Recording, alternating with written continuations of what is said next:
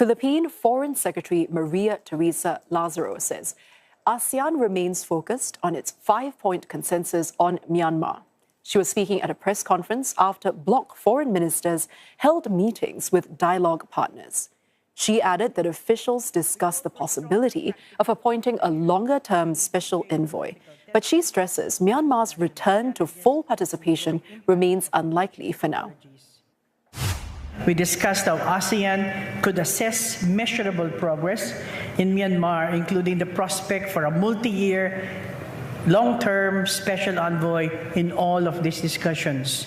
ASEAN member states reaffirmed that the 5-point consensus remains to be a primary reference of ASEAN in addressing the crisis. On related meetings with East Asian counterparts, including China, Japan and South Korea, Ms. Lazaro says ASEAN and China are working towards concluding the Code of Conduct in the South China Sea, describing it as a priority for many member states. What was given attention is the Code of Conduct that ASEAN now and China is geared towards the conclusion, hopefully the conclusion of the Code of Conduct by the end of this year. And this seems to be the focus of many of the countries, and I can see some political will from all the countries involved. And CNA senior correspondent Tan Yu-Guan tells us how China is positioning itself as ASEAN grapples with growing geopolitical uncertainty.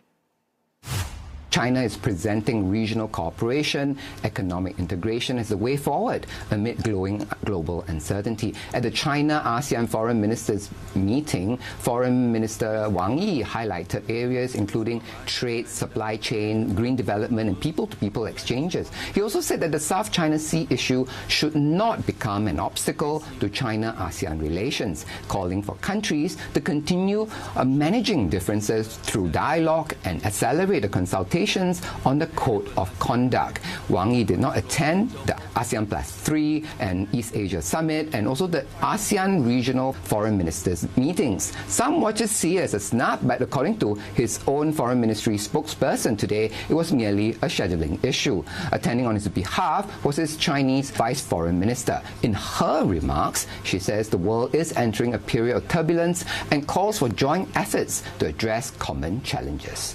当前世界进入新的动荡变革期，中东局势影响外溢，能源、粮食、供应链安全与韧性受到冲击，传统和新兴安全挑战复杂交织，地区国家携手应对挑战的呼声更高，聚焦合作发展的意愿更加强烈，维护和平稳定环境的诉求也更加的迫切。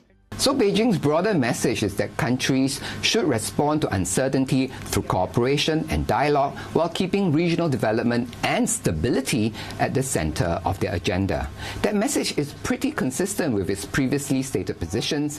In many ways, protecting stability or preventing chaos or luan is a key concern for China both at home and abroad. If you've been in China long enough, you'll see that stability is front and center in the thinking of Chinese leaders and shapes many of their policy decisions. It is in part shaped by China's own historical experience, where periods of disorder and instability have left a deep imprint on political thinking. So that statement there is more than just lip service. It reflects a broader worldview in Beijing about the importance of maintaining order and continuity.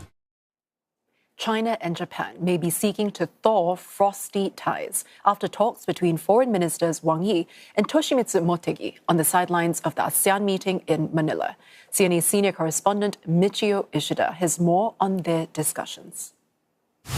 They were not official meetings, but Mr. Motegi told Japanese reporters he talked briefly with Foreign Minister Wang Yi, he said, without any an interpreter present. 昨日の正午頃だったと思いますけれど、会場内におきまして、王毅外交部長と、短時間ですね、挨拶を交わす機会がありました。二国間関係についてですね、話をしたところであります。これ以上については外交上のやり取りでありますから、コメントは差し控えたいと思います。You see, Japan-China ties sour since Prime Minister Sanae Takaichi hinted of possibly exercising collective self-defense in the event of a Taiwan contingency last November, which angered Beijing. Beijing then discouraged Chinese from traveling to Japan. It's called for an export ban of dual-use equipment to Japan and stepped up drills close to Japan, with the latest over the weekend in what Japan claims took place in its exclusive economic zone, or near Okinotorishima. Foreign Minister Toshimitsu Motegi outlined 3 points he stressed in the series of ASEAN meetings, including Japan plus ASEAN.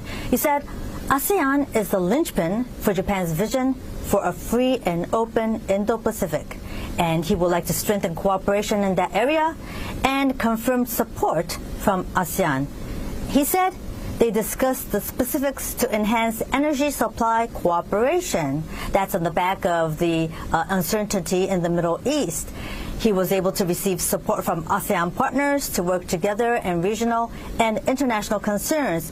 He mentioned in particular North Korea's missile and nuclear development, the abduction of Japanese. He also said that they discussed Myanmar, Iran, and Ukraine. He said he will not condone attempts to unilaterally change the status quo, in particular in the East China Sea and South China Sea.